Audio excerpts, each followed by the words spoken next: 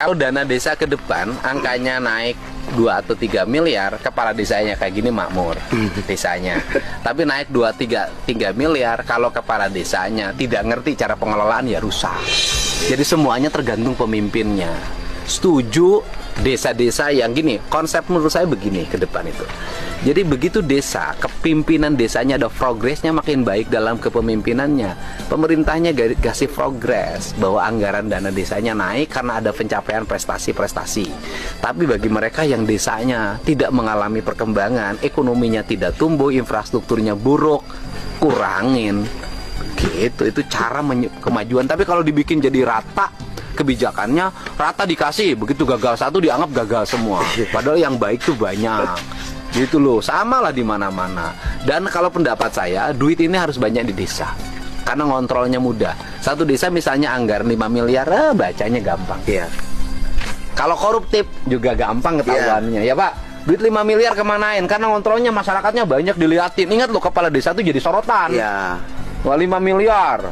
Kelihatan 5 miliar tuh pakai bangun ini oleh rakyat tuh ketahuan. Iya. Makin tinggi disimpan di kabupaten 2 triliun, makin susah ngontrol. Iya. Disimpan di provinsi 35 triliun, makin susah ngontrol. Nggak ada yang nanyain.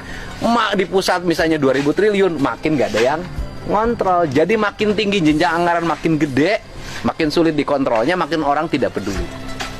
Ini penting, jangan nuduh-nuduh kepala desa ini nggak bener. Ada yang bener, ada yang tidak bener. Sama, pejabat mah dimanapun sama. Anggota DPR ada yang bener, ada yang tidak bener. Gubernur sama menteri sama-sama, tergantung orangnya. Ya Pak ya? Iya. Iya kan? Wah, saya setuju. Ke depan anggaran desa itu 3, 4, 5. Nah, jadi konsepnya begini Pak.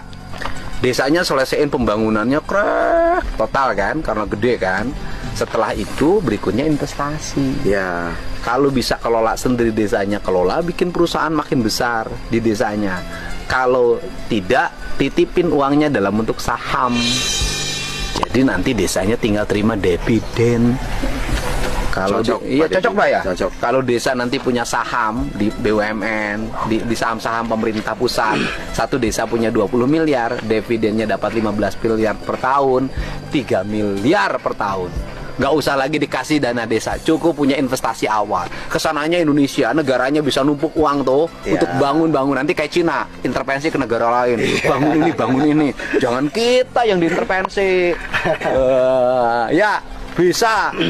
Optimis kan? Ya, optimis. Ini kalau ini besok juga dibikin alat biogas Pak Deddy. Jadi warga RT sini yang kotorannya bikin biogas. Ya, itu nanti sudah tidak pernah beli gas. Oh, ini keren. Bikin pupuk organik nggak? Pupuk organiknya kan sisa dari biogas. Bikin juga.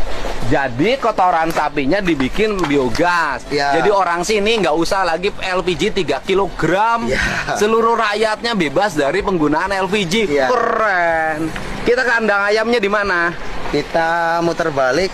Kalau nggak lurus aja, nanti kita muter di sana. Naik mobil aja. Ya. Ke kandang ayam yang sana. Ya wis, oke.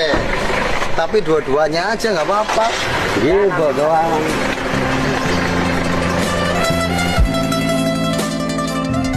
Saya